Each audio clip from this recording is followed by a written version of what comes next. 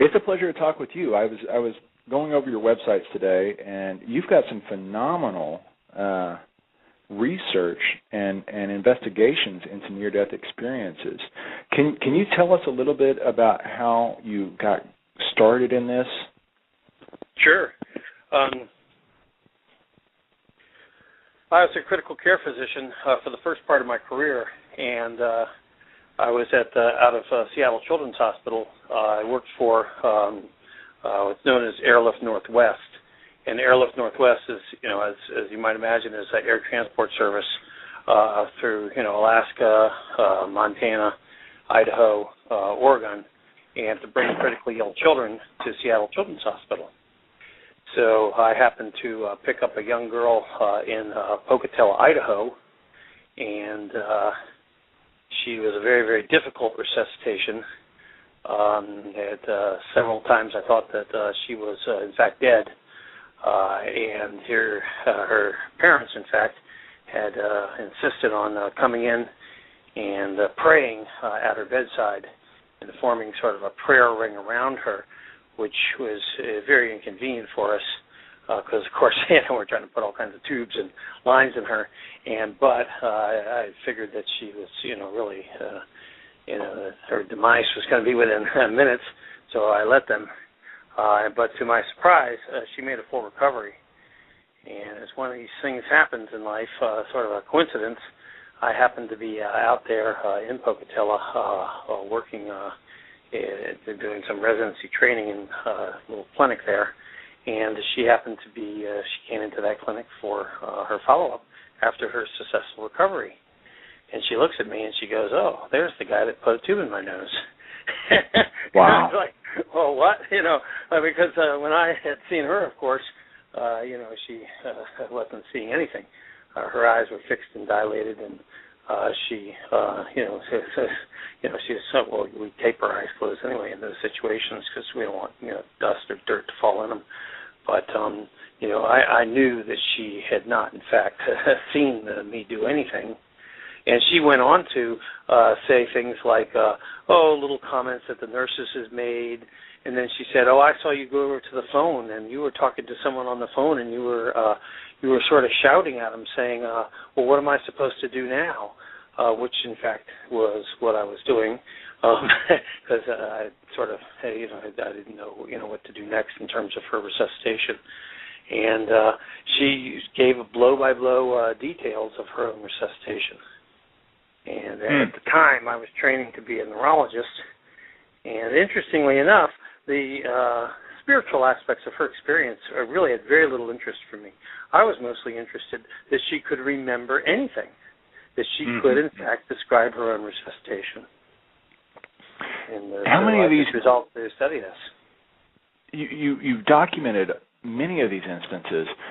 Was it something that, when you encountered her story, did it immediately start ringing bells in your head that there's something else out there? Because I read a story of yours where you were talking about joking with other doctors as you were, I believe, performing CPR on a baby or trying to resuscitate a child. And it didn't shock me when I read that because I've got family there in the medical field, and it's somewhat common that, I guess, to make a light of the situation or to make it easier to accept, that a lot of medical professionals end up almost in a very callous nature in regards to a situation like that. It wasn't just this one event. How many do you think overall, before you started going, wait a second, there's something here? Well, it wasn't. I don't think that was really the sequence. I haven't really thought that there was something here, as you put it. That took me many, many years to reach that realization. What really interested me first was this concept of that she could retain a memory at all. And so I immediately, I was just starting in medicine. I was a resident at the time. So I was, I wanted to make my mark in the world. And I immediately set out to do a study of these experiences. And at the time, nobody had really studied these experiences in any sort of formal or systematic way. There was a number of sort of collections of stories in adults. But at Seattle Children's Hospital, we decided that we would, at the time, actually, we thought that an anesthetic agent called halothane caused these experiences. Halothane is known to sort of cause dissociative or out-of-body experiences, and we decided we would study them. So we studied all survivors of cardiac arrest at Seattle Children's Hospital over about 10 years. And then it's over that 10-year period, I mean, that it just sort of starts creeping up on you. I resuscitated one child. He was resuscitated in the lobby of Seattle Children's Hospital. He had a cardiac arrest because his pacemaker failed. And so we resuscitated him right in the lobby and got his pacemaker going again. And he opens his eyes and he looks at me and he goes, "That was weird. You guys just sucked me back into my body." Oh my gosh. Yeah. I mean, but I understand this sort of skeptical viewpoint, or people that really dismiss these experiences out of hand, or really, that it doesn't resonate with them. Because I had that myself. I mean, it's very, very difficult, because we're trained, of course, to think that the brain creates consciousness. And I think one advantage that I have, these are by and large patients I resuscitated myself. So I knew for a fact that their brains weren't working. Whereas, when other people, when you read about these stories, or, you just really wonder, well, were they really close to death, or, are they just kind of exaggerating things, or, or if you go through the medical records, it's very hard sometimes to tell if somebody's really near death or not. Whereas the boy I was telling you about, I know, he was in full cardiac arrest. I mean, within minutes, he would have been dead. That's why we resuscitated him on the lobby of the, the Children's Hospital instead of taking him to the emergency room. When you say they're dead, I mean, I guess a skeptic would say, oh, well, there must be some oxygen in the brain. There's still brain activity, but that's not the case. The brain is literally flatlined. Is that correct? Yeah. Oh, absolutely. I'm going to just skip to the end of the story because I just think that I used to mince around like you're saying too. When we first published our studies, we would call them clinically dead, and then we would we just sort of hem and haw about it because again it defies what we're taught. I went to Johns Hopkins. I mean, the gods of neurology that I worship say that, the coma wipes clean the slate of consciousness. Dead brains don't think, in other words. But here's the end of the story. I'll just skip right to the end. In the last couple of years, astonishingly enough, science has found that there is a resting energy in the brain that far exceeds probably the entire energy output of the brain, during conscious life, and so they're really in the last couple of years, it's been well shown that the dying or dead brain has an enormous amount of resting activity. Physicians at George Washington University just recently showed that in the last few seconds of life, there's an enormous amount of coherent brain wave activity measured on EEGs. So I think we just, I don't think anybody feels good about it. I mean, unless you're already very religious. but I'm just saying, medical scientists, we don't feel good about it. But let's face it, these are dead brains, and yet they're still conscious, and they're awake, and they're alert, and they're having thoughts and feelings. And more importantly, the feelings they're having are primarily spiritual feelings and the belief that they're learning lessons of love. You can't get around it. That's a scientific statement in the year 2011, is that when we die, we're going to be awake and aware, and we're learning lessons of love. Let me just... I'm going to just give you, to show you how solid this science is. There's a guy named Jim Winery, who is a very good friend of mine. I worked with him for years, and he's a flight surgeon for the National Warfare Institute. and he inadvertently discovered an experimental model for near-death experiences. They took fighter pilots and they would put them in a centrifuge and whirl them at enormous speeds so they could understand the effect of G-forces on the human brain. And so, of course, he's able to, they can vary their centrifuge runs to, a couple of minutes before theoretical death, right on up to a couple of seconds before theoretical death. And sure enough, his research shows that in the last few seconds of life, really when the brain theoretically should be shutting down, it's not. It's those pilots then suddenly become awake and aware, and they think they're out of their body, and they're having a whole variety of near-death experiences. And quite frankly, This is after they've gone into coma. This is after they've had seizures. This is after they've had, a complete loss of, I mean, amazing. You can't. I don't think anybody can dispute anymore that in the last few minutes of life, a child told me best. She said, I was never so alive as in the few seconds before I died. That's incredible. Let me ask you, your perception of Western medicine. I'm reading your work. You seem like you've moved away from the traditional constructs of Western medicine. Is that the case, or is Western medicine moving towards the research you're doing? No, I think that I'm moving away from from traditional Western medicine. I want to say something though that I think is important. In no way am I saying that so-called Western medicine is wrong. I think that the new understandings that I've had, and frankly I think anybody involved in this field has had. We're not saying though that that pills don't work. Of course they work. Of course our bodies are biological machines. Of course we can tinker with the biological machine with various pills and things like that. But having said that, it's far more limited than we ever realized. That so much of medicine is in fact what people loosely call energetic medicine. It's really this idea that that we're just a biological machine. It doesn't do justice to what's going on during the healing process. I agree. We're just but it's not.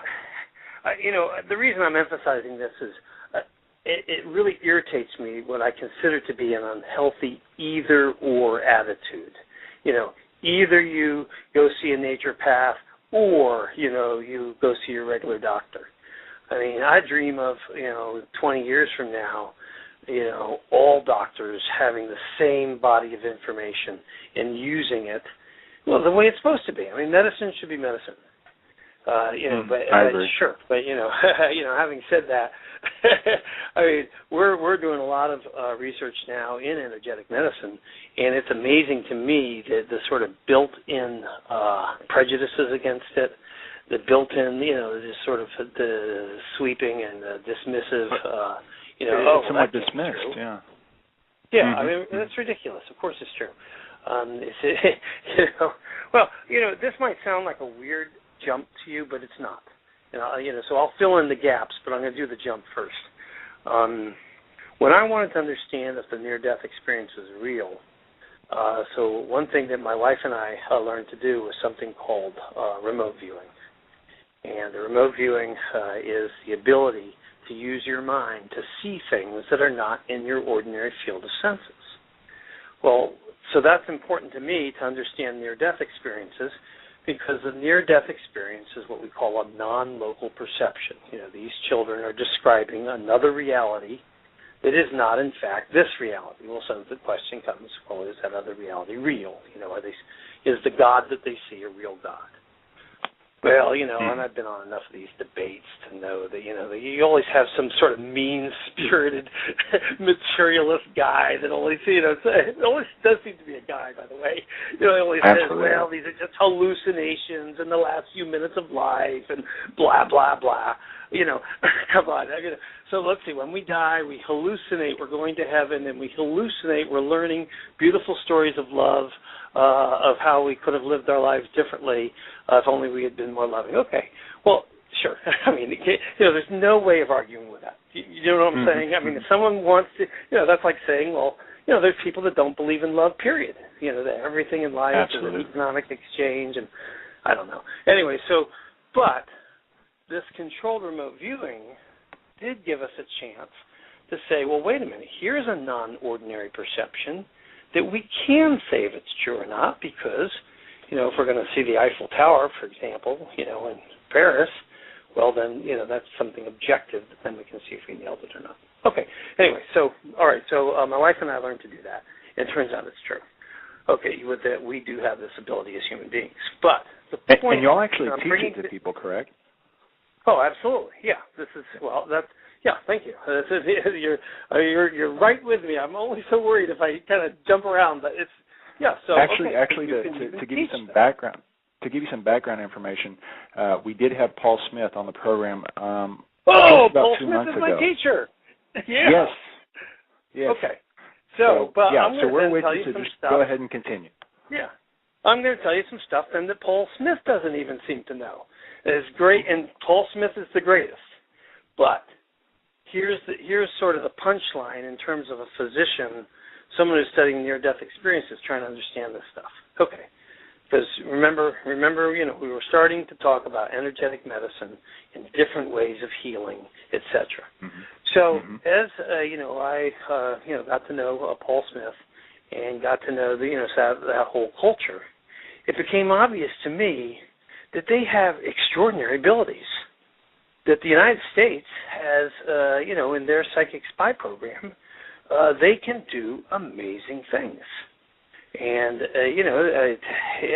to not get real coy about it all, but to not beat around the bush either, the military remote viewers have earned every service award that's available to non-combat,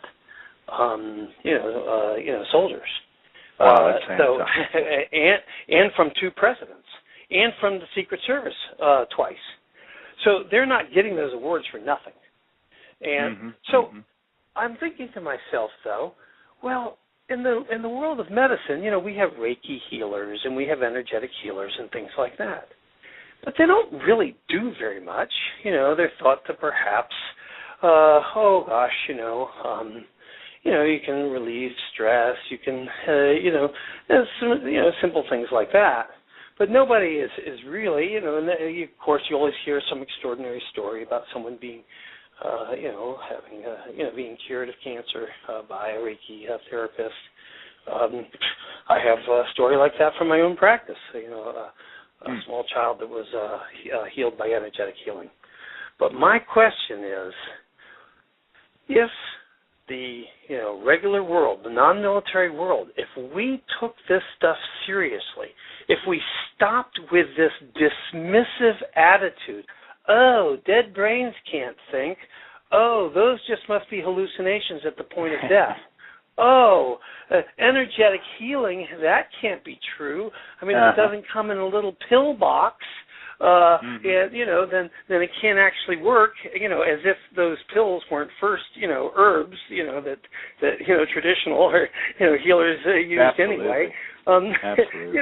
I mean, if we didn't have this attitude, if we had the attitude that Paul Smith has, we'd be using this kind of energetic healing on a regular basis. We would be actually putting this kind of knowledge to work. And I get, that's sort of, my soapbox and my beef about it all, is that once I learned that near-death experiences are real, sort of by the tangential way of learning about remote viewing, to me, remote viewing is a window into the near-death experience, to sort of just sum that up. Then I'm wondering. Let me ask you, because you touched upon that, and I don't want to take you off your track, so if you could just make a mental note of where you're at. I have a question. This is an interactive format, how we do the show, and I've got a question from our SHTF411.com chat. It is a question from a man named Von Hellman, and he wants to know on these people that have had the near-death experiences and see the light or other dead people on the other side. Do you follow up with them, and how has it affected their lives? And I want to turn that towards you, because you're saying that it's somewhat, with your remote viewing, that you think it's, or you know it's similar to a near-death experience. So could you kind of touch on how it's impacted those people and yourself, and if you stayed up with them? Absolutely.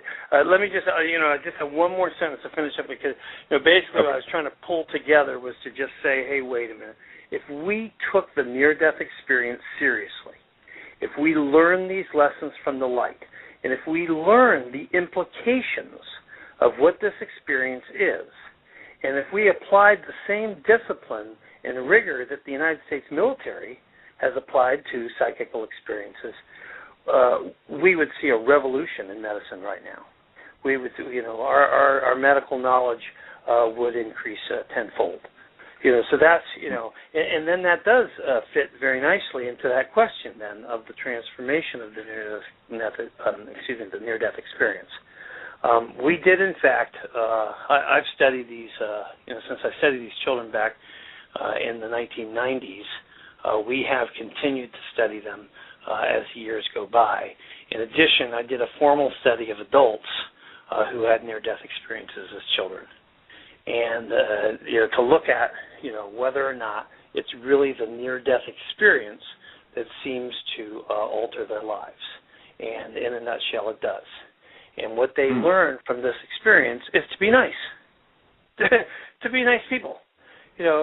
People that have had the near-death experience, first of all, their spirituality is very different than the spirituality that I sort of see, when I look around in the population. They, by and large, people have had near-death experiences.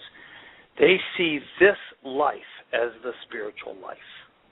That we're supposed to learn something here, and primarily we're learning lessons of love, of how to love each other. So that's the main thing. And that they're not all about then wanting to leave their body and, have out-of-body experiences and things like that. One child told me best. She said that life is for living and the light is for later. So they, they have that, they've come back with a sense of purpose. But the purpose is to live this life. Or, another child told me, she said she sees pieces of the light everywhere she goes. She says, I don't mind waiting in line at the supermarket anymore, because I know the light is there. I know that around me, I can find it. So it's not. They by and large are not religious when they come back. If they were religious, they don't go to church anymore. By and large, I wouldn't say they reject anything, but they sort of drop the whole concept of, that God is one thing or another. And they come back with, we documented that they spend more time with their family. They spend more time giving money to charity. They typically work in helping professions. They spend more time in simple things like meditation. So the transformation, the mystery of life, the secret of life is actually pretty simple. It's, be a nice person, get along with your neighbor, try to be a loving person. And they don't come back with, wanting to, found some church or, proselytize to everybody at all. Not in the least. So it's kind of ironic. These are people who have actually seen who, God or, whatever God is. There's no doubt that, these are people who actually see, God, and yet they don't come back and then want to set up a church and teach everybody about God. That's good. That's tells good. You something right there. Yeah. Absolutely. It does, at least to me. It does. Yeah. Yeah. So, well, I'll just tell you one quick story. It was, this is a formal study that I did. I did a formal study of, the adults that had near-death experiences as children. So, of course, they have to fill out a questionnaire and, all this kind of stuff. You have to fill out, their address and what their occupation is and everything. So this young man, probably in his early 20s, he says to me that he was sent back. His experience was really funny, too. He was floating out of his body, and then he didn't know how he was going to get back in his body. So he had a terrible moment of panic. Yeah, people always talk about these experiences being so beautiful and everything, but weird is what children describe them as. And he said he had no idea how he was going to get back in his body, and he became very frightened and very upset. But then finally a voice seemed to say to him, "Go back, Bobby, you have a job to do." And almost picked him up by like the scruff of his neck and threw him back to his body, or is what he perceived it as. Alrighty. So okay. So all right. So this is this is kind of early in my career too, and I was a little more cynical about all this stuff. And I was like thinking, oh great, this is going to be the one. He's sent back to to I don't know, to find a cure for cancer or whatever. So I was like, I looked at him and I was practically rolling my eyes. I was like, okay, so what was your job? What were you sent back for? He looks at me and he says, you know what my job is. And I was like, what are you talking about? I mean, come on, you just said you were sent back from heaven to do a job. He said, yeah, I told you I run a little construction company. I got those numbnuts working for me, and if it weren't for me, those guys would never find a job. Nobody would hire them. Oh, my God. Yeah, that was his whole perception. He was sent back to run this tiny, he had like 4 or 5 of his high school friends that worked for him. And that's a incredible. Very, very typical attitude of people who've had near-death experiences. They feel that their ordinary lives are filled with purpose. I'll tell you another quick one. I'll just tell you really quick because this is a really important concept. Is that please? When people are struggling to understand all this, they that's the clock in my house. But this one guy, he said to me that he knows his life is important. So I said, well, how do you know that? He said, well, I don't know. Maybe my life isn't important. But maybe I'll talk to somebody, and then they'll do something, and then I'll cause somebody else to do something important. Or maybe it'll just be I'm walking across the street one day, and a car will slow down, and that'll do something so that someone else doesn't get run over. Yeah, so they have this sense of this greater interconnectedness, and yet, they feel their lives are important. They don't have a sense like the rest of us, and we're all just dung beetles on Earth that are just going to die, and there's 5 billion of us, and what does it matter if we live or die? That is not their attitude. It almost sounds like they have when they come back, they have almost a butterfly type effect feeling about themselves. They're not looking to change the world single-handedly. They're just looking to give a nudge almost. Would you say that's correct? Absolutely. That is well said. That's perfectly, it makes me wonder if you've had a near-death experience. That's just the kind of thing that they say. Precisely. They talk that all of life is interconnected, that life is one big pattern, and that anything that one person does is just going to sort of vibrate through the whole, network. That it's all one big, Well, they talk a lot. You had Paul Smith on your show. They talk a lot like Paul Smith, that sort of concept that this is all just a big matrix, and that everything is all connected for a reason. And in this world, we don't know what the reason is, but that when they're in that moment, they feel they know everything. They feel that they have a sense of complete knowledge, which is of course Paul was great, by the way. Yeah. Well, that's why.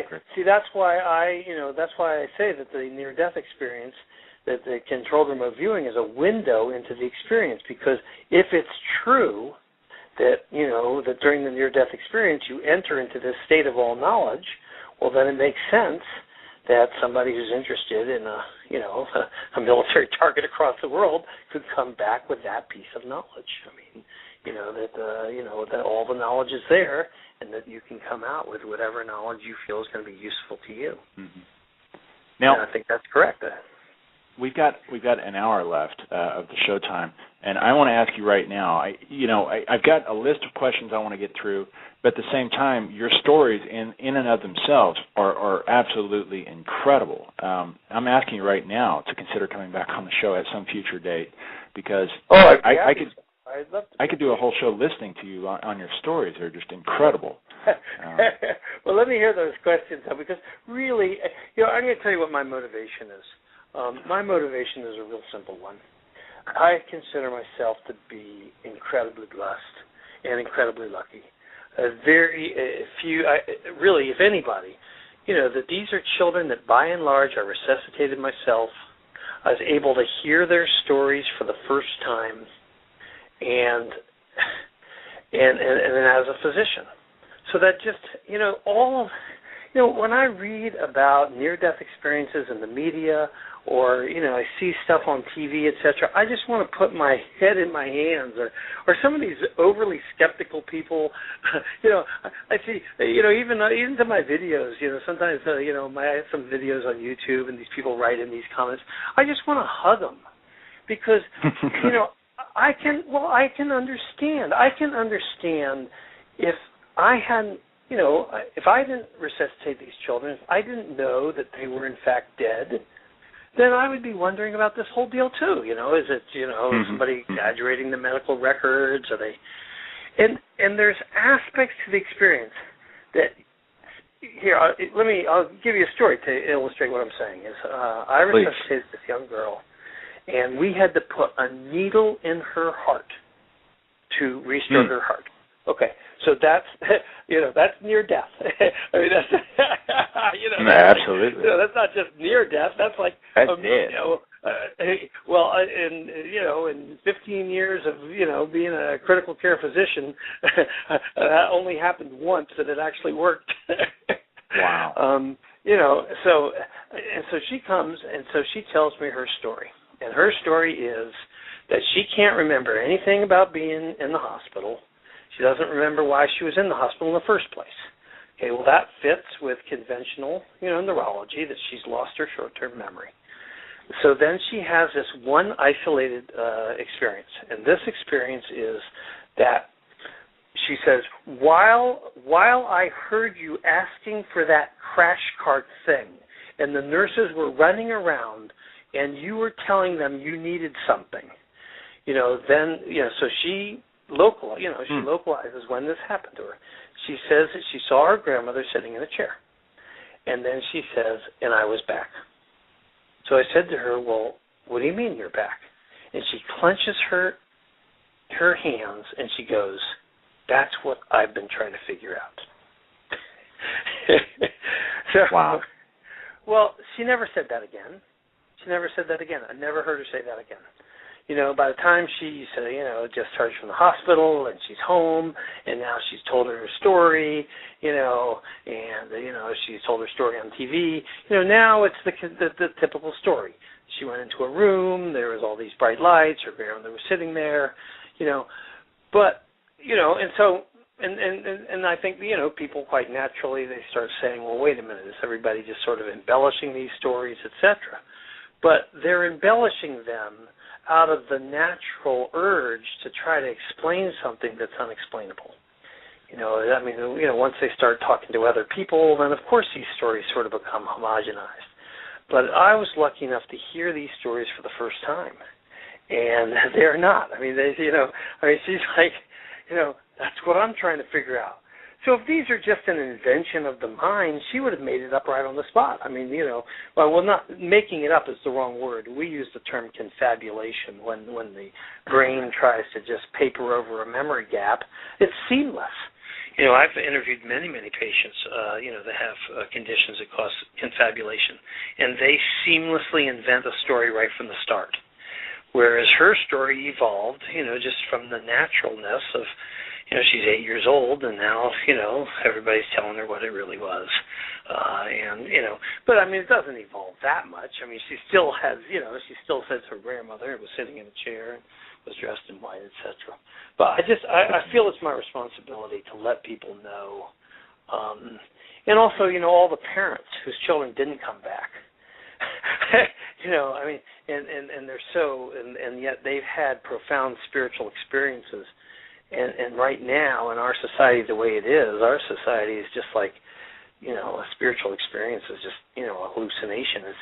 It's just your mind trying to deal with grief or, all these kinds of, things. We're a society of consumerism and materialism. So let me ask you, with your work. So there's a long way of saying, though, I want to answer your questions because I just feel like I have an obligation to answer them. I just, nobody else can answer them. I'll just tell you that much. I don't know that, so many of the other researchers are just not. I don't know. Anyway, Penn von Lommel, I think, there's a handful of us who actually resuscitated our own patients, but not many. Mm-hmm. Mm-hmm. Now, with these questions, feel free to expand in the stories. I do want you on again. You've got some mind-blowing stories that I shouldn't say stories. I should say experiences, documented experiences. They're incredible. So as I go through these questions, feel free to just elaborate and just let me know when you're done with that because sure. I am just blown away. Your main premise in doing the controlled remote viewing, and I think I may have missed it, but I'll just in a minute, if you would, with the controlled remote viewing, does it give you the near-death experience? And then on top of that, your purpose in doing the controlled remote viewing is to explore, as you stated, we're doing this controlled remote viewing to figure out military strategic targets and how to kill people, but you're actually looking at how to cure things such as AIDS, hepatitis, potentially see into patients that where other doctors can't figure out what's wrong with them, and to actually understand from this alter from within the matrix, understand what's wrong with them. So you're actually trying to do this stuff to create a literal shamanistic practice in the 21st century. 21st century version. Hey, thanks. I've never heard it said that way, but you're right. I guess I've never actually considered it as you said, but that's correct. I believe that a remote viewing ultimately could become a shamanistic experience. That right now, I don't think we've gotten to that state yet. But you're right. I think that if in fact people really put their mind to it, and if we devoted the kind of resources to medical applications that the military has devoted to their purposes, intelligence gathering, etc., it could be a true shamanistic practice, and we would take medicine up another level. Sure, I agree with that. But tell me, your question itself, I know I gave a lot of information all at once, so I'm glad to just stop now and sort of go back over it. The controlled remote viewing is not the near-death experience. I don't mean to say that at all. The sequence went for me like this. My first question with near-death experiences is when do they occur? And my research, Penn von Lommel's research, everybody's research indicates that they, in fact, occur in the last few minutes of life. So that's the first question. Okay. So, so then that, of course, brings up the question of, consciousness, and do we need a brain to have consciousness? So, sort of the second question is, what is the relationship between, the human brain and consciousness? And, so there's two sort of quick answers to that. One is about 1/4 of the human brain actually has the hardwired machinery in it to let us have a spiritual experience and to interact with a God. That's number one. And number two, I understand, believe me, I understand that this is in defiance of, modern neuroscience and what I learned in medical school and is still taught in medical school, but there's no doubt about it, is that memories are probably stored outside the brain, and consciousness does not depend on a functioning brain. Okay, so, but there still is a question that's left, is how do we know, though, that the experiences that these children have are real? I mean, they're saying that they see a real God, they're saying this, that, or the other, but is the information that they get out of the experience, can that information be relied on or trusted? So in other words, if an angel comes and says something to you and tells you something, is that useful information, or is that just a reflection of your own internal state? Well, that's a very, very important question, particularly if you're a grieving parent. Because if my child has died, and then I have the experience that my child has appeared at my bedside and is saying, "Stop crying, Mommy, I'm in heaven," well, we want to know, is that a true perception? Is that a child who really is in whatever, the heck heaven is? Or is that just a reflection of a grieving parent's internal state? So it was to answer that question that my wife and I learned controlled remote viewing, was because we wanted to know then is if when we, slip into, if we delve into this realm of, of universal knowledge, a realm, by the way, that the theoretical physicists tell us is real. I mean, our current mathematical model of reality, quantum physics, for the last 75 years, says that there is a all-knowledge, timeless, spaceless domain. And then, like I said, we've got about a fourth of our brain has the neurological machinery to interact with this experience, and dead brains seem to interact with this experience. But nevertheless, sure, it's such an overwhelming concept, and it's so in defiance of what we currently believe that that doesn't, all of those sort of circumstantial clues don't seem to be enough. So my wife and I, we wanted to see if it was true. Is it, because controlled remote viewing in itself, the scientific literature documenting that controlled remote viewing is real, I wouldn't say it's well accepted by the, I don't want to go into it. I mean, that's a whole show, and you've already done, but I'll just say that my wife and I decided the only way we're going to be able to sift through all this confusing and conflicting information on remote viewing is just to learn it ourselves. So I've been down to, Paul Smith, taken his course. I've taken Lynn Buchanan's course, and we spent the last couple of years, and sure enough, yes, remote viewing is real. And so to me then, if remote viewing is real, then there's no reason to believe that all of it isn't real. If I can slip into this God's mind, whatever God is, if I can slip into this world of universal knowledge and I can come out with information that can then be objectively verified, as you know, and the listeners are listening now, I'll just tell you, what is controlled remote viewing? Well, we're just given a number, gang, a number. I did my homework for Paul Smith's class last night. We're just given an 8-digit number. That's it. That's all we know about the target. And an hour later, my wife and I have a perfect drawing of Devil's Tower and a perfect description of Devil's Tower. And then sure enough, we get our homework, target back, and sure enough, it's Devil's Tower. Well, I mean, that's not, if there's, think about it, a million potential targets in the world. It could have been a waterfall, it could have been a jet plane, it could have been anything. So if we're able to do that, to me, then you just, you got to give up your skepticism at some point. Then you've got to say, hey, wait a minute, okay, all righty, then there is some sort of universal mind that we're contacting. And what do they say with the near-death experience? One of the most beautiful near-death experiences that I know of is this woman, and she describes very vividly, she almost died during when she was giving birth, and she describes the experience of losing the universal knowledge. She said, I wept, I cried, because I suddenly realized that everything that I had learned, everything I knew, I was losing it. And when I got back in my body, I wondered who was born. Was it me or was it the baby? Because I felt I had to start all over again. So so that's what.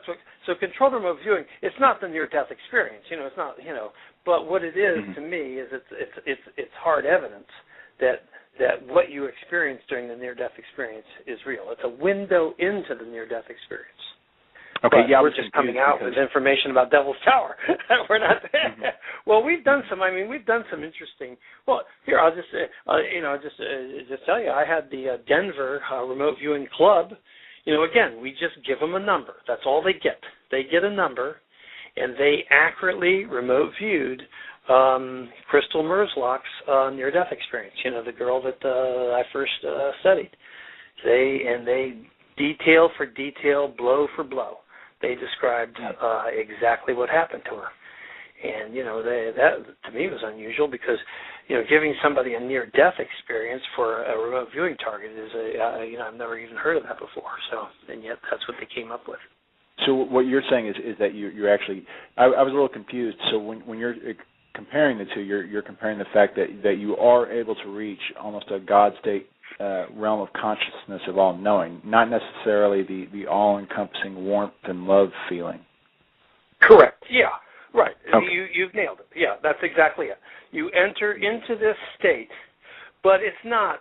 With remote viewing, you're fully conscious, and you're not right. There's not angels there. It's not. We're not dead. We're just.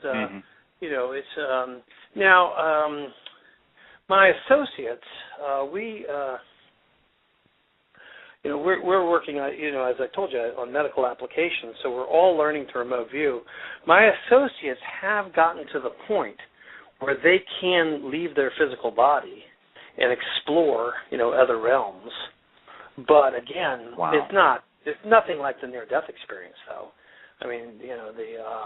We remote viewed. We're all. These are all just training targets to learn what we're doing.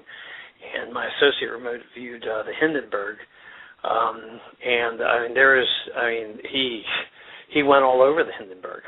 He sort of he got so deep into the experience that he detached from this physical reality.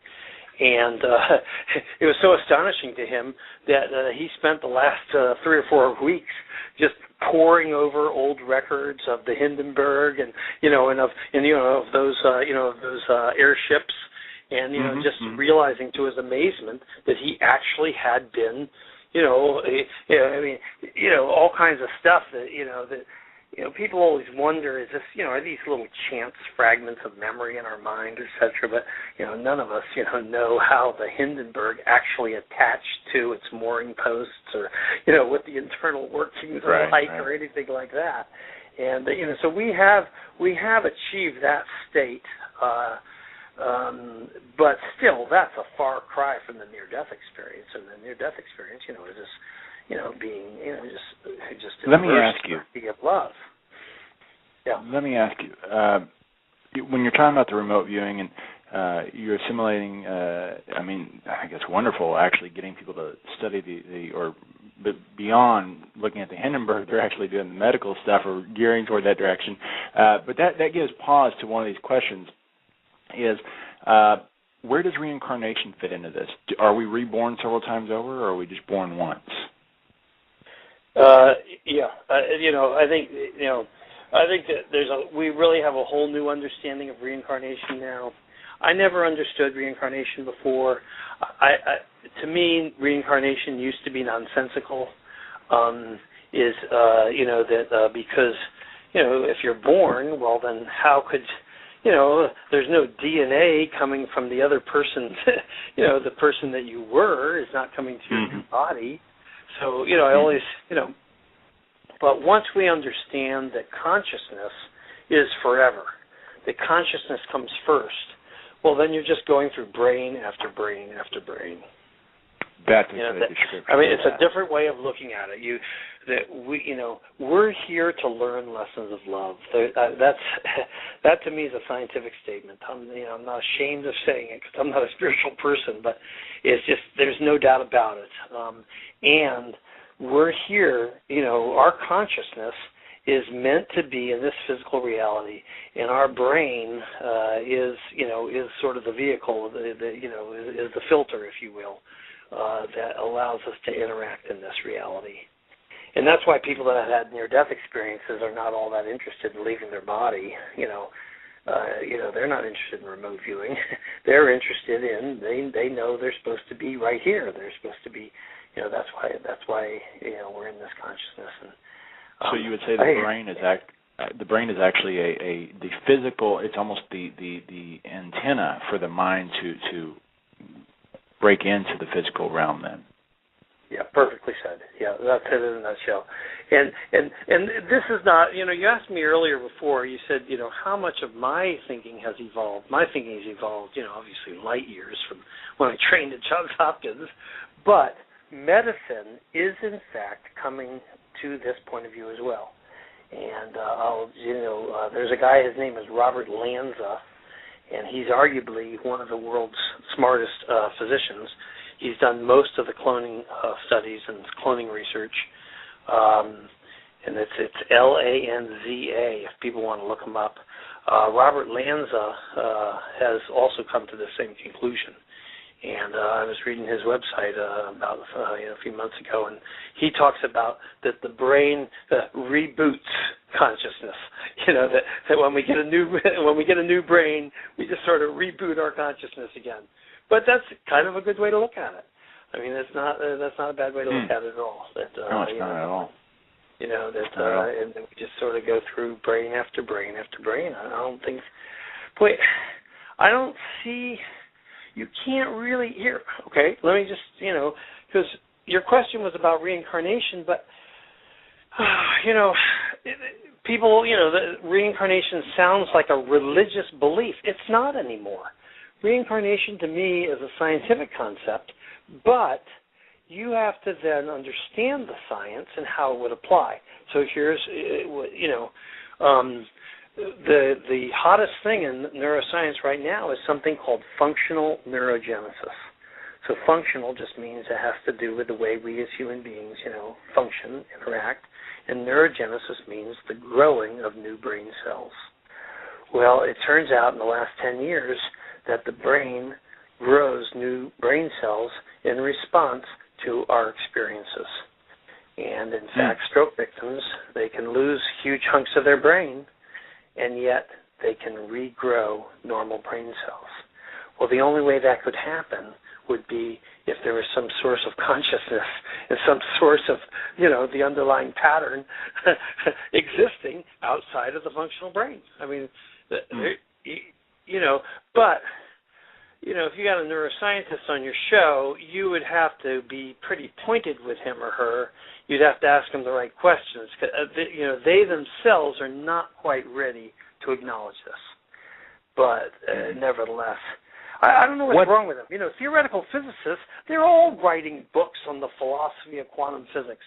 But we're not seeing that yet from the neuroscientists. No. We had a psychiatrist who was into neuroscience studies. She was a neuroscientist, Diane Hennessy Powell, that wrote a book called The ESP Enigma. We had her on. I don't know if you've ever studied her work. No, I want to get that book. It's called The ESP Enigma? Diane Hennessy Powell, yes.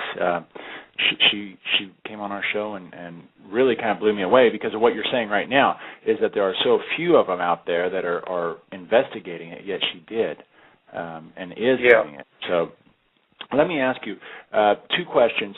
One, some people report not seeing, the near-death experience occurs, they come back and they say nothing happened.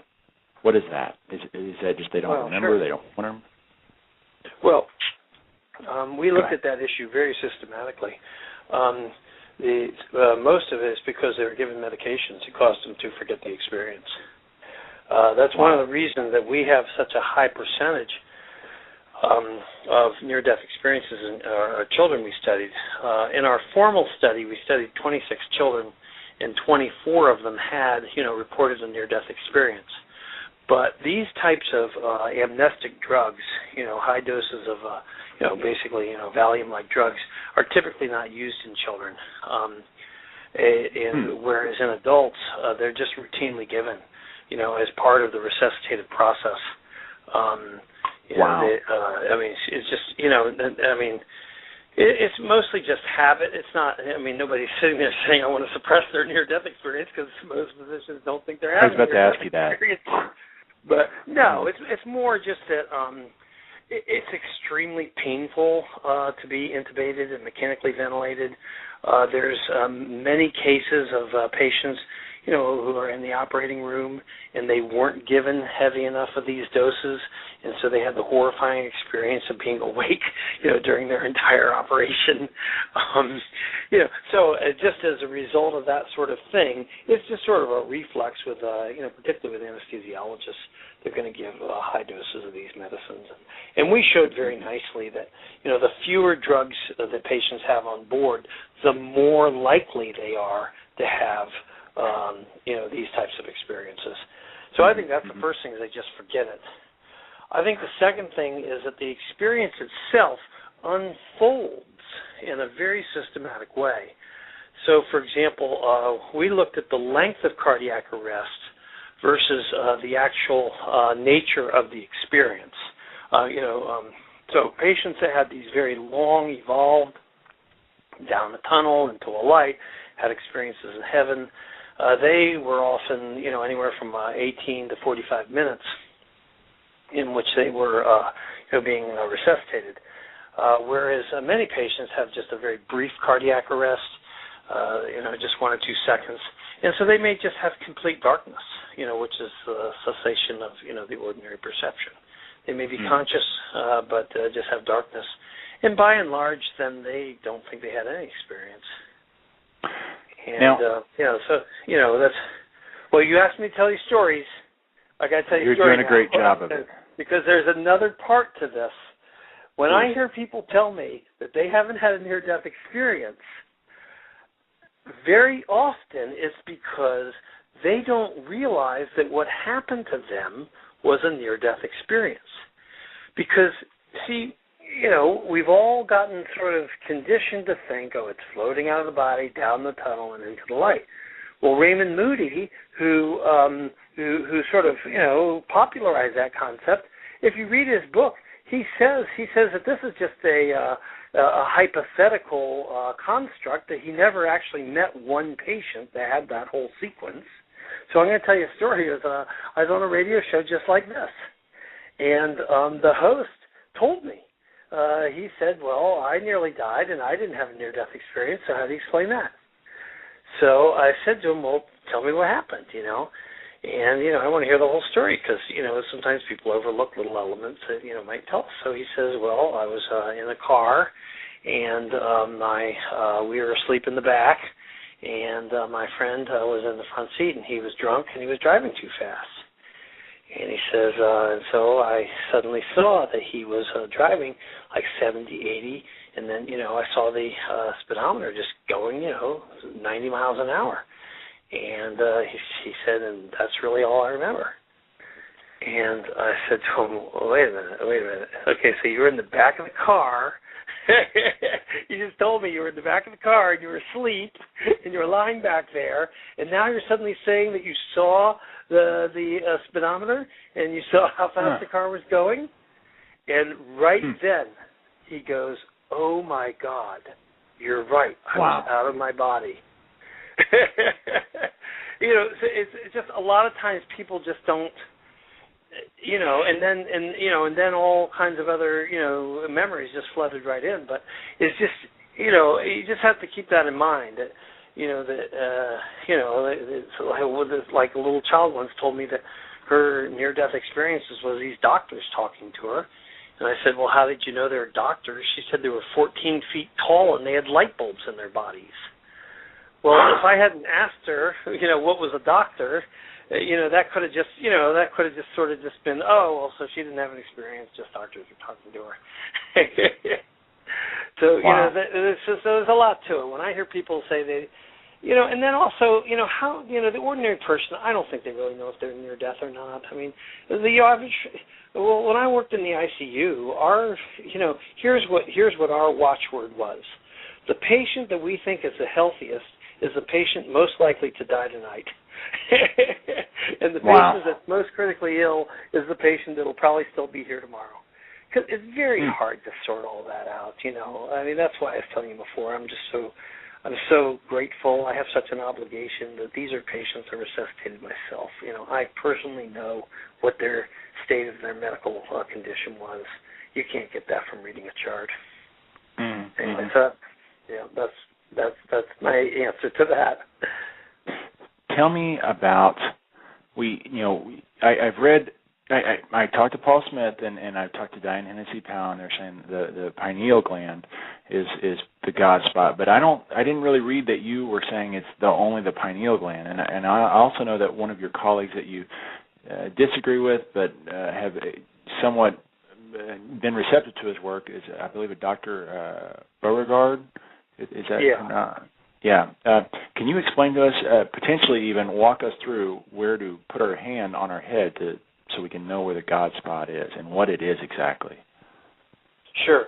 Okay. I can't comment on what Dr. Powell had to say. But I wish she was on the show so I could talk to her. Because, but anyway, let's. But Paul Smith is, he's a great guy, but he's an Army sergeant. I mean, he's not he's got a PhD in philosophy, but anyway, the pineal gland throughout the ages has always been sort of mystically thought to have something to do with the seat of our soul. So, if you read, the ancient, anatomists and philosophers and, I think there's good reason for that, is that it's located it's above the brainstem, which is, right above, the neck, and it's sort of a nice round little shape. And so I think, people just sort of assume that, that's sort of the seat of the soul. And, there are interesting things about the pineal gland. The pineal gland has a lot of magnetic properties. There's some interesting work on spirit possession and things like that involve the pineal gland. But really, for the purposes of your question, I think the pineal gland, it really has nothing to do with being the God spot. I mean, to be blunt. Wow. That's just sort of picking up on, throughout history, and but not, but with the dawn of medical history, going back over 100 years, when people actually tried to figure out, hey, what does this brain do, and how does it work? It's been noted that the right side of the brain, in the deepest areas, so if you can imagine just right where your ear is, and then just, in about, 3 inches or so, in the very deepest area, is called your hippocampus and your temporal lobe. And it's on the right-hand side.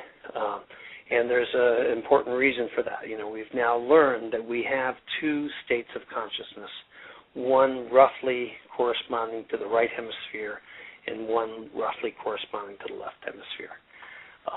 And so this right temporal lobe has been, for a long, long time, about 100 years, associated with spiritual experiences in a wide variety of different ways. It's been noted that people who have seizures of that area have seizures of seeing God. Well, so if you have a seizure in your motor cortex, if you have a seizure, in the area that makes your leg move, well, then your leg will move all the time. Mm-hmm. So if you have a seizure in your right temporal lobe, then you'll have this repeated experience of seeing God. So that's, I think, Dostoevsky was, the Russian writer, had right temporal lobe seizures and frequently saw God. Alrighty, so then coming up to about in the 1940s and 1950s, Wilder Penfield, who's the father of modern neurosurgery, he actually took probes and he electrically stimulated the brain in the good old days of surgery when you didn't need informed consent and just do these nosy human subject review committees. So he mapped out most of what we know about the brain, at least up until modern times. I mean, current modern times.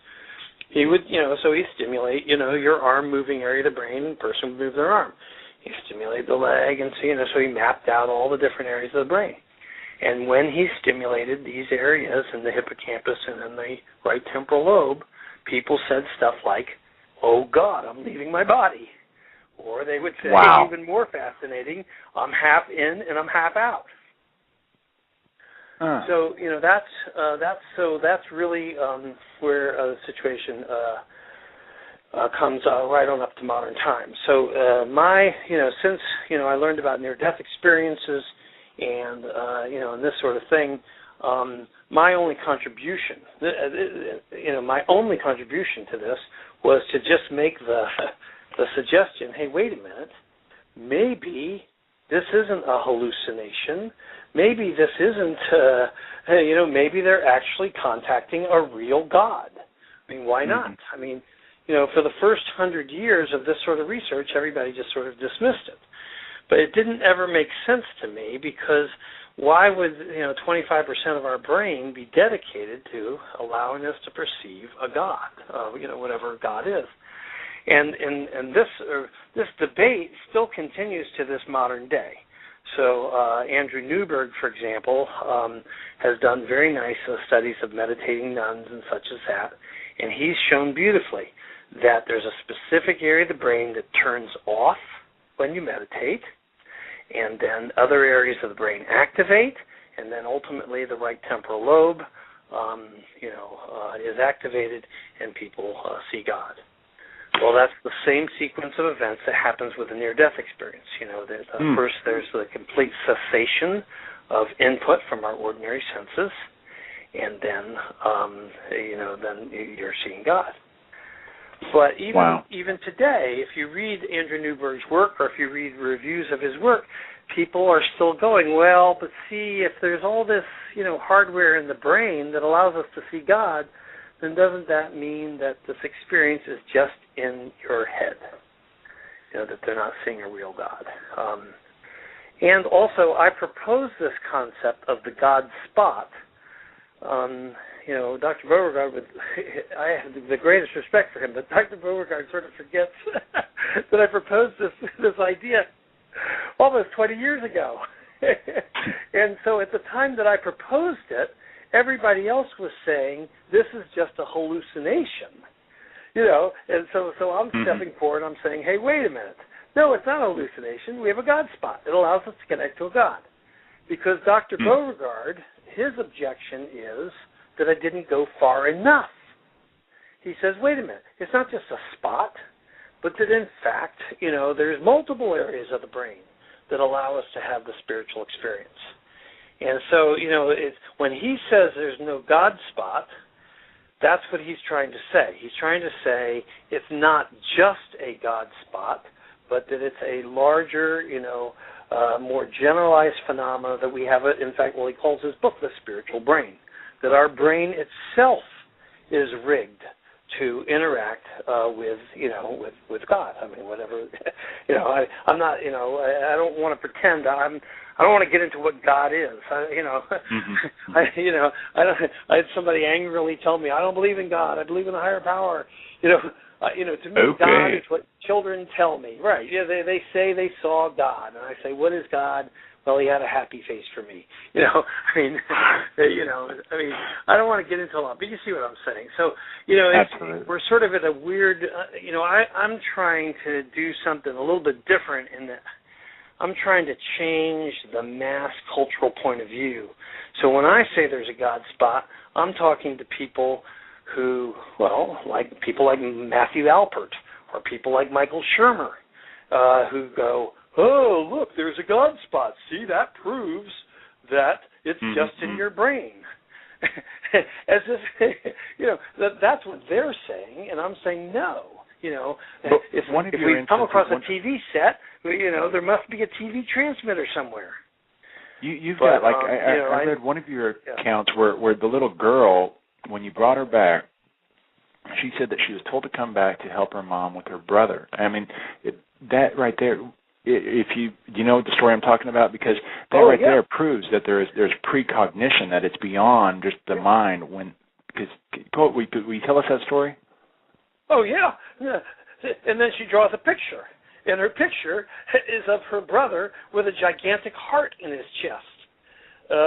She draws a picture, she's in the sort of heavenly realm, and she says, I brought back to help my brother, and then she draws a picture, and he has a, and she, these are these very schematic pictures that children draw, but she draws this gigantic red heart in his chest. And sure enough, he was born with, a heart defect that caused his heart to almost fill his entire chest. And, of course, at the time that she was resuscitated, it wasn't even known that, that the mother was pregnant. And even if, let's say, somebody did have an inkling that the mom was pregnant, who could possibly have predicted that the child would be, born with a heart disease? That's how, coincidence. Coincidences are the refuge of the lazy mind. They're not, they're often used to explain these types of experiences. But come on, that's not a coincidence. It's, she actually saw something that was real. And there's, just case after case after case of that. That they're getting real information from this. They're experiencing something that's real. So our God spot connects us, to this greater reality, and it makes sense because if you have the concept of a God spot, well, then you can understand. And what else do we use this? Well, it's used during prayer, during our ordinary lives. It's during it mediates spiritual experiences. I mean, over 50% of grieving parents will have a very vivid spiritual experience of their child returning to them, and trying to reassure them. And like I said, that's been my greatest motivation, is to try to sort out for them, is that just a byproduct of their grieving mind?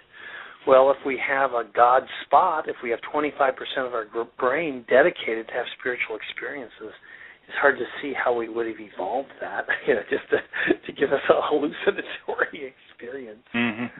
But so that's, so I hope that explains, why. It's not just Mario Beauregard. I've got another good friend. His name is Julio Perez, and he also is very, he just, is very, if anything, my work upsets him, because it's not a God spot. It's the whole brain. It's the whole brain. When you say it's a God spot, you're trivializing it. Well, I don't know. Our levels of understanding have to proceed, and I think that. The whole brain is, that's a more advanced concept. But I think most people relate to the idea that we have a God spot that, allows us to connect to a greater reality. And that's what we're doing when we pray, when we have spiritual visions, when we meditate, and we're going to all have the experience when we die. In these near-death experiences, the people that come back, do they report seeing relatives, or are they angels? Do they have experiences where they don't report anyone? But I guess they have all of that. But is it common for a deceased relative to greet them? Oh, absolutely. So the greeter is one of the most important parts of it, and that's a beautiful, beautiful thing. That when we die, somebody helps us with the transition. We don't die alone. We don't. Somebody helps us with this transition, and whatever this comes, it comes in a form that we can understand. So that's why you've got to you just got to buck up and start understanding that these experiences are real. Because one of the confusing things that people have is they go, well, how come this person said they had this experience and that person said they had that experience? Is this doesn't that just mean that the mind is just making it up? No, it doesn't. It means that we all understand spiritual experiences in a way, that we can relate to it. That, if my wife dies before me, I am certain that I will see my wife when I die. But you're not going to see my wife when you die. You're going to see, something that's important to you. And we show this very nicely. That could be, actually. I was just about to say, in children, it's very common for them to see dogs. It's very common for children to see dogs. Very common for them. One child told me that she saw a lamb, and she was told, I asked, well, what is this lamb? And she had a lammy when she was 2 years old. That was her comfort object. The experience itself is so vividly real that one girl said to me, she said, well, nobody was there when I nearly died, but one of your nurses sat by me. One of the nurses sat by me and held my hand while you guys were, while we were doing the resuscitation. I said, oh, that's really interesting. And she said, oh, yeah, it was so nice of her. She said she just sat there and she just held my hand and she just smiled and told me everything is going to be all right. And she was a teenage girl. And she sort of made it sound like this was some sort of pleasant, just sort of like probably a volunteer that the hospital had that, came up and held people's hands during their resuscitations. That's beautiful. But, it really is beautiful. There's nobody there like that, right? So it's just, but the fact that there's so many different, since it comes to people in so many different ways, you got to go back to that initial understanding, hey, wait a minute, we shouldn't be having any experience at all. That's why the first research that I did was, when does the experience occur? If the experience is just an invention of the mind after the fact, well, then of course, we're just inventing stuff that, makes us feel good. But in fact, the near-death experience occurs in the last few minutes of life. And so, once you understand that fact, once you completely comprehend that, well, then you understand why, we went to Africa, we studied 50 African near-death experiences. They're nothing at all like American experiences, except they're conscious, they're aware, and they're learning lessons of love in the last few minutes of life. I didn't go. I sent my research assistant to Japan. She studied 400 Japanese near-death experiences. The exact same thing. The imagery was completely different, but awake, aware, and learning lessons of love. Let me ask you this question. And it comes your way. Well, yeah, go on. I'm sorry. Well, I didn't mean to interrupt you. I just had that one little fragment. I was just going to say that, we die the life we live, that it's going to come to you in a way you can understand. We don't die alone. We die with someone who helps us with the transition. Okay, my question that I was going to ask you just left. Do you do any work with hospice? Sorry. Yeah. Wow. Hospice work to me is extremely important because this. I would find you comforting. Implications. Oh, thank you. That's there's, here's, since you say that, I get a million letters, but nowadays I get email, but back in the day some people wrote letters. I got so many letters, and here's a common pattern to these letters that really just meant a lot to me.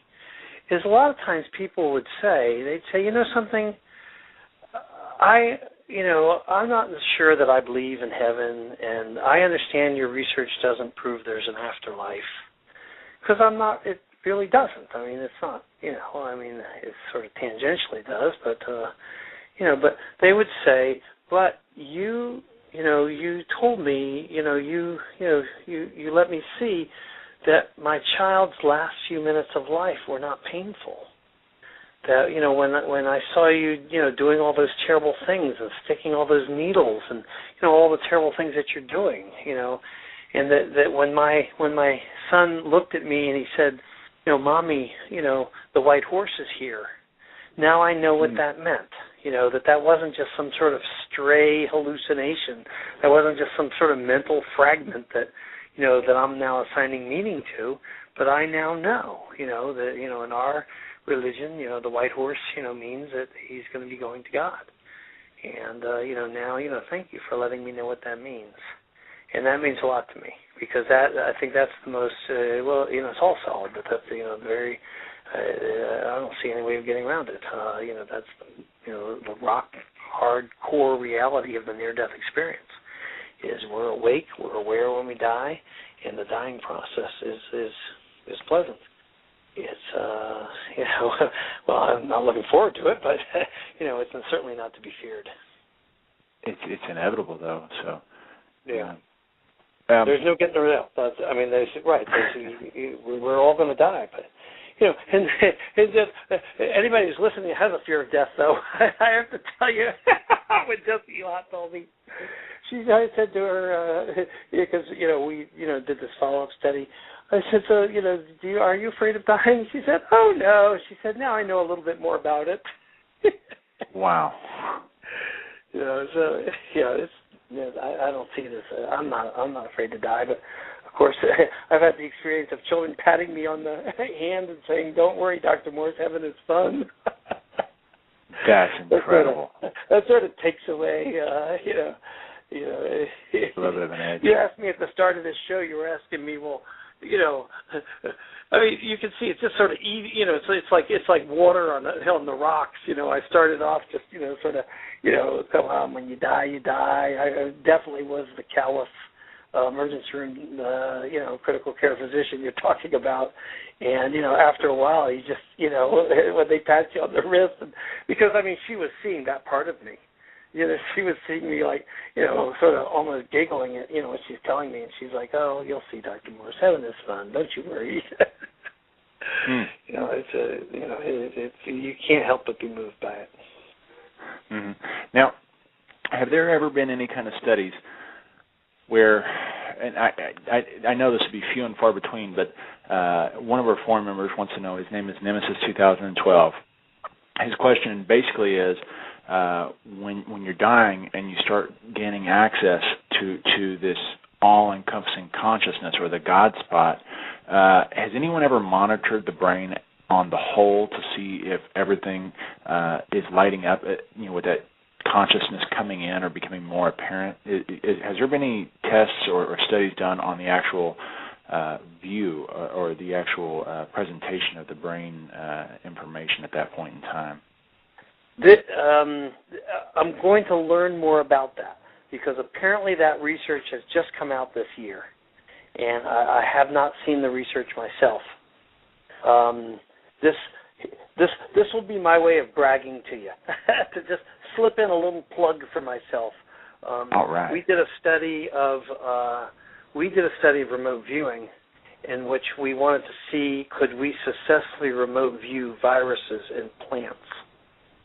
And we did that for a very important reason. The virus that we were attempting to remote view is virtually identical to the human AIDS virus. And so, we felt, but we thought we would see if we could, and our viewers can, to a highly, we're not good enough yet that we could use it clinically. I have one viewer who's about 90% accurate. The other viewers are in the 60 to 70% range. But nevertheless, highly statistically significant, because by chance, they're going to be 50% accurate. And we have thousands of trials. I mean, this isn't, we have thousands of trials now. And so our research has been accepted for presentation in the International Consciousness Conference in Sweden, which is, arguably the top consciousness conference in the world each year. And at that, I just was looking through, who else was presenting there. And I briefly mentioned this earlier. There is a group that's going to be presenting their research, just what the caller's question was, that apparently there is some very coherent brain activity right at the point of death. But I honestly don't know any more than it. I'm not aware that they've published. And I'm just, I'm really anxious to hear what they have to say. Because think about it, we don't really, dying patients, I mean, it might, I well understand the person's question, but you got to understand the realities of the modern hospital. I can't even imagine how you could get something through a human subjects review board. Well, let's see. I want to do brain scans on dying patients. That's going to be. I mean, that's going to just be, just a no-go. I'm really fascinated to see that part of it. I mean, that's why we remote viewed viruses in plants, because we knew we've got to build up a pretty solid framework before we could even approach a human subjects review board, and this is just for remote viewing people. I mean, nobody's going to argue that hurts anybody in any way. But doing research in hospitals on human subjects is very, very difficult. Unless you're a big drug company and you have Absolutely. another yet the 10th version of an antidepressant pill. That's so true. Okay, well, we're down to. Wait. I gotta get this off my chest because we talked about this we talked about this at the beginning of the show. So I want people to understand. I went through a lot of information in a quick way, but you're going to see we keep coming back to it again and again. You asked me, how does this change my view of medicine? Well, if the lessons that we learned from the near-death experience, if that was a pill, we would be selling them by the truckload. That would be, you look at the top 10 medications prescribed worldwide, over half of them are antidepressants, anti-anxiety, they're for mental states of mind. Mm-hmm, and yet the near-death experience clearly teaches us that we don't have to be afraid of dying, that our lives are filled with purpose and meaning. Serotonin uptake inhibitors, serotonin is sort of our molecule of meaning. That's why, so people wouldn't have to take a pill to have a sense of meaning. And yet, nobody, that's not controversial, that the top 6, 7 drugs prescribed worldwide are drugs designed to relieve anxiety and promote meaning. And yet, the near-death experience, I once, tried to apply for a grant and for permission to just study and talk about spirituality with dying patients. And you would have thought that, I took a dump, on the front lawn of the hospital. So it's just infuriating that we so trivialize the spirit, and yet we're so willing to prescribe a medication for people who don't feel spiritually connected. Okay, well, I won't let you talk about spirituality, but here, take a pill, and you won't find that you're worried about it anymore. Mm-hmm. Come on. This is, it's a far cry. I agree. It's a far cry from being a critical care physician. I used to my life was, can I thread a tiny little, catheter into a teeny tiny little vein? I lived for that. That was, wow, what could be better in life than that? Well, sure, I guess I'm a little different now. Mm-hmm. Doctor, we're down to 3 minutes left. I had some questions I want to ask you, but we didn't get to them, and so that begs the biggest question of all. I want you back on the show in the near future. So sure, I'd be happy to. Beautiful. What a great conversation this has been. This is one of the best interviews I've had. I didn't get through half of my questions because they were. We're going to have you on in the near future. Will you go ahead and you told us what you're kind of working on. Will you plug your sites, plug your books? We only have 2 minutes left. And tell us, if you can, how to get involved. My charity. Listen up, everybody. If Please. I did anything for you guys, if you learned anything, go to firstgiving.com. It's for the Special Olympics. Just put in my name is Melvin Morse, and it's it's one of these charity sites. It's for the Special Olympics. That's what I've got a fundraiser right now to raise money for the Special Olympics. Well shown that the dying or dead brain has an enormous amount of resting activity.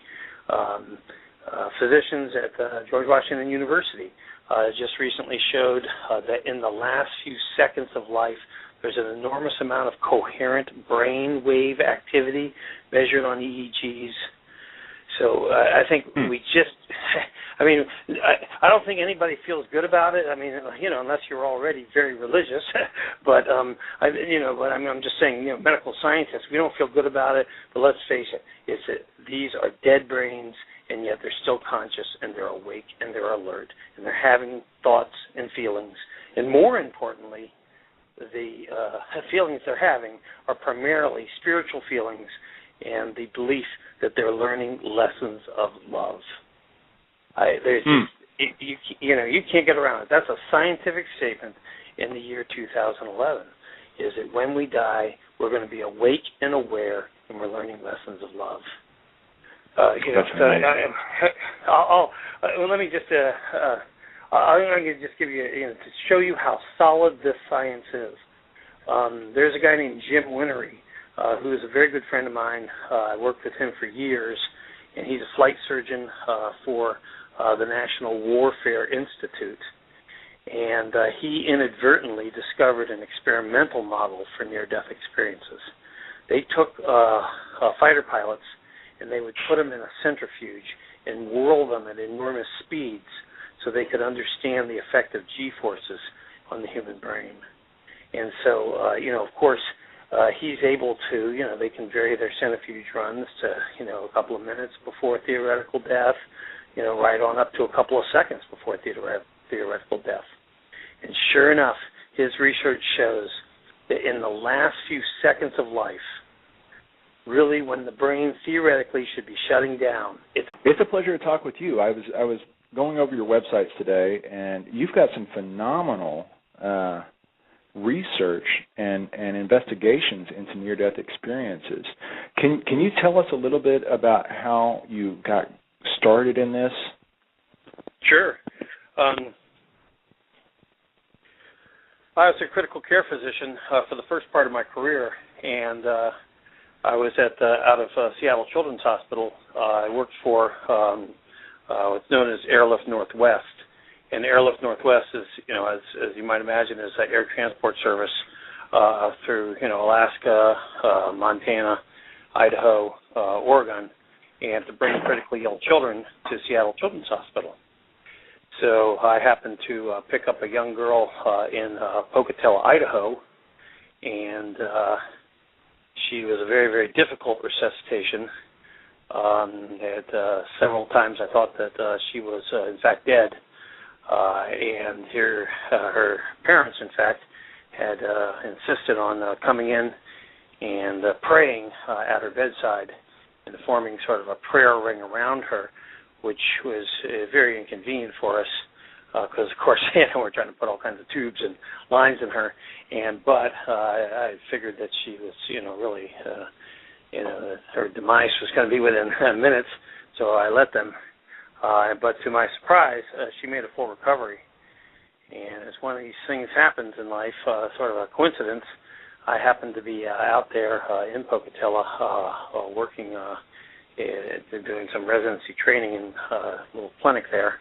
And she happened to be, she came into that clinic for her follow-up after her successful recovery. And she looks at me and she goes, "Oh, there's the guy that put a tube in my nose." Wow. I was like, "Well, what?" Because when I had seen her, of course, she wasn't seeing anything. Her here, as you put it, that took me many, many years to reach that realization. What really interested me first was this concept of that she could retain a memory at all.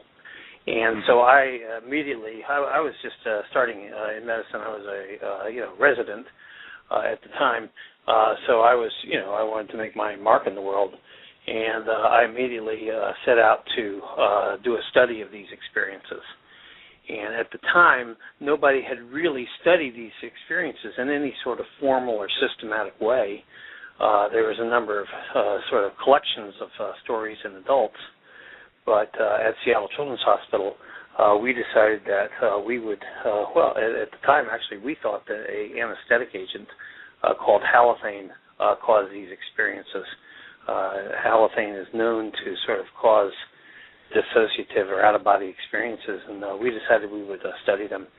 So we studied all survivors of cardiac arrest at Seattle Children's Hospital over about 10 years. And then it's over that 10-year period, I mean, that it just sort of starts creeping up on you. I resuscitated one child. He was resuscitated in the lobby of Seattle Children's Hospital. He had a cardiac arrest because his pacemaker failed. And so we resuscitated him right in the lobby and got his pacemaker going again. And he opens his eyes and he looks at me and he goes, that was weird. You guys just sucked me back into my body. Oh my gosh. Yeah. I mean, but I understand this sort of skeptical viewpoint, or people that really dismiss these experiences out of hand, or really, that it doesn't resonate with them. Because I had that myself. I mean, it's very, very difficult, because her eyes were fixed and dilated, and she said, well, we tape our eyes closed anyway in those situations because we don't want, dust or dirt to fall in them. But, I knew that she had not, in fact, seen me do anything. And she went on to say things like, little comments that the nurses has made. And then she said, I saw you go over to the phone, and you were talking to someone on the phone, and you were sort of shouting at them, saying, well, what am I supposed to do now? Which, in fact, was what I was doing, because I sort of, I didn't know, what to do next in terms of her resuscitation. And she gave blow-by-blow details of her own resuscitation. And at the time, I was training to be a neurologist. And interestingly enough, the spiritual aspects of her experience really had very little interest for me. I was mostly interested that she could remember anything, that she could, in fact, describe her own resuscitation. And how many of these results to study this? You've documented many of these instances. Was it something that, when you encountered her story, did it immediately start ringing bells in your head that there's something else out there? Because I read a story of yours where you were talking about joking with other doctors as you were, I believe, performing CPR on a baby or trying to resuscitate a child. And it didn't shock me when I read that, because I've got family there in the medical field, and it's somewhat common that, I guess, to make a light of the situation or to make it easier to accept, that a lot of medical professionals end up almost in a very callous nature in regards to a situation like that. It wasn't just this one event. How many do you think overall, before you started going, wait a second, there's something here? Well, it wasn't. I don't think that was really the sequence. I haven't really thought that there was something. We're trained, of course, to think that the brain creates consciousness. And I think one advantage that I have, these are by and large patients I resuscitated myself. So I knew for a fact that their brains weren't working. Whereas, when other people, when you read about these stories, or you just really wonder, well, were they really close to death, or, are they just kind of exaggerating things, or if you go through the medical records, it's very hard sometimes to tell if somebody's really near death or not. Whereas the boy I was telling you about, I know, he was in full cardiac arrest. Within minutes, he would have been dead. That's why we resuscitated him on the lobby of the, the Children's Hospital instead of taking him to the emergency room. When you say they're dead, I guess a skeptic would say, oh, well, there must be some oxygen in the brain. There's still brain activity, but that's not the case. The brain is literally flatlined. Is that correct? Yeah. Oh, absolutely. I'm going to just skip to the end of the story, because I just think that I used to mince around like you're saying too. When we first published our studies, we would call them clinically dead. And then we would, we just sort of hem and haw about it, because, again, it defies what we're taught. I went to Johns Hopkins. The gods of neurology that I worship say that, the coma wipes clean the slate of consciousness. Dead brains don't think, in other words. But here's the end of the story. I'll just skip right to the end. In the last couple of years, astonishingly enough, science has found that there is a resting energy in the brain that far exceeds probably the entire energy output of the brain, during conscious life. And so they're really in the last couple of years, it's been